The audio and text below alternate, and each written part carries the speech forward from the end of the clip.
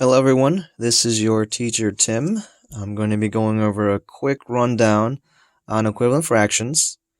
You can see the actual definition and rundown to the left, the information on the left, or there is also the actual definition with a brief example on the important fraction terms document. What I'm about to do now is just a quick demonstration as to how exactly fractions and equivalent or proportionate, as also known, fractions work. So, say you have the fraction 2/4. Okay. That fraction has many other fractions that have the same value as it. For example, you could go with 4/8, or 1/2, 3/6. All of these fractions have the same numerical value. And ultimately, that numerical value is this guy here.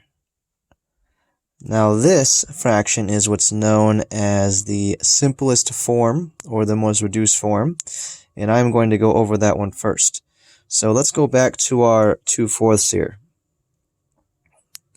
Now, 2/4 can be reduced down to 1/2. Now, what you would have to do is you'd have to find what's called a common factor.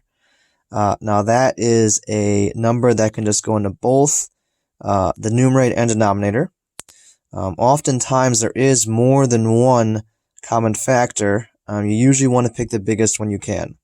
So in this case, with 2/4, there is only one value that can actually go into both 2 and 4, and that is 2. So what I'm going to do here is I'm going to divide both my numerator and denominator by 2. Now, it's crucial that you divide both of these parts by the same number. Again, if you don't divide them by the same number, you will not get an equivalent fraction. So, if you were to look at this, you can say, okay, 2 divided by 2 is 1, and 4 divided by 2 is 2. And that is how you would reduce down a fraction. And there is 1/2, which again is the simplest form of 2/4. Now, in some cases, such as our 4/8, there are multiple numbers that 4 and 8 can both be divided by. For example, 4 can be divided by 2, as can 8.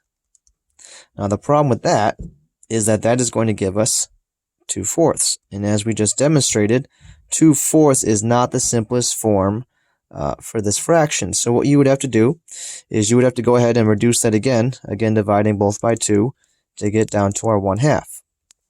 Now, that is maybe more steps than we want to take. So the easiest way and the quickest way is to look at your numbers and try to find what is called the greatest common factor. Now, the greatest common factor is a number that can go into both of your numerator and denominator, and it's the biggest. So in this particular case, the greatest common factor is 4. So the quicker route would be to divide both of those by 4, because that is going to get us right down to our simplest form. 4 divided by 4 is 1, 8 divided by 4 is 2. This step is necessary in virtually all fraction answers. So if you have a fraction that you can reduce, you're more than likely going to have to do that. If you don't, you'll be able to tell by the answers. Okay, so a lot of times people forget this step. They get their fraction answer and they forget to do the step and they panic because they don't see their problem or their answer in the choices. So whenever you're doing a fraction problem, whether it's adding, subtracting, multiplying, dividing, always try to keep this step in mind before you choose your answer, before you panic and you don't see it. Now, sometimes this can be a little tricky because there are bigger numbers involved. So, for example, if I do, let's say, 10 and 25. Okay, that's actually a pretty easy one for the most part. But maybe some people don't know that 5 is actually the biggest common factor for those two numbers. My recommendation is usually sticking with the top number, the numerator. Now, the reason why is because the numerator is the smaller of the two. Therefore, there are less factors that can go into it. So if we look at the factors of 10, we have 1 and 10, because 1 and 10 can both be divided into 10. And then we have 2 and 5, because 2 and 5 can also both be divided into 10. So those are the 4 factors of 10. 1, 2, 5, and 10. All 4 of those numbers can be divided into 10. Now, for our purposes, 1 does not help us ever. Okay, because if it was 1, then we'd be in a reduced form. So 1 is never an option. So shouldn't even be on your radar. So now we're down to 2, 5, and 10. So of these 3, 1 or more of them can also go into 25. In this case, there only happens to be 1, and that happens to be the 5. Now, this was much easier than trying to go through both, because if you try to go through 25, again, there is potentially more numbers there, and you have to find out what matches. So you can find yourself listing a lot of numbers that you don't have to do. So I recommend starting with the top number and seeing which one of those can fit into your bottom number.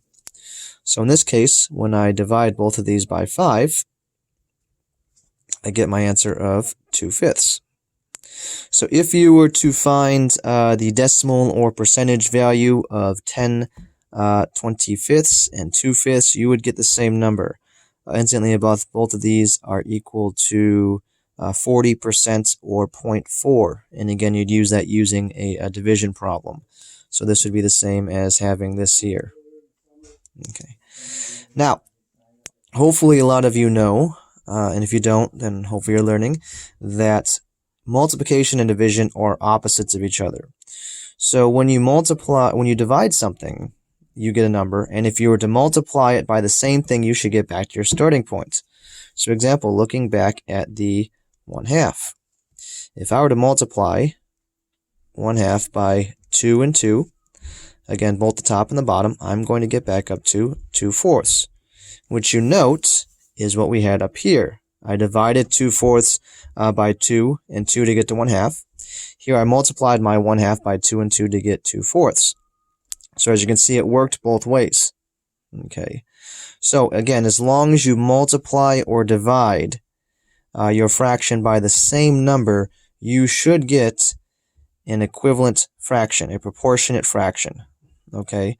Now, it doesn't matter how big or how small the number is. You can multiply it by 100. You can multiply it by 100 million. And same with division. You can divide it by 100. You can divide it by 100 million. The key part is that you do the same to the numerator and the denominator. It's crucial. Again, I'll keep emphasizing that you have to do the same for the numerator and the denominator. Otherwise, your fraction will not come out equivalent. Okay. This step here, our multiplication, will more than likely be used only for adding and subtracting when you have to find common denominators. So you will only be using this in certain circumstances. This here, you'll be using again in pretty much any fraction answer that needs it, whether it be adding, subtracting, multiplying, or dividing. So this is one that's very important, and this one is important for certain questions, certain situations for fractions. So anywho, that is finding equivalent or proportionate fractions. If you have any questions, feel free to leave them in the YouTube video or in the assignment sheet on your Google Classroom, or email or give me a text or call. I hope this was helpful for you, and I will see you for the next video.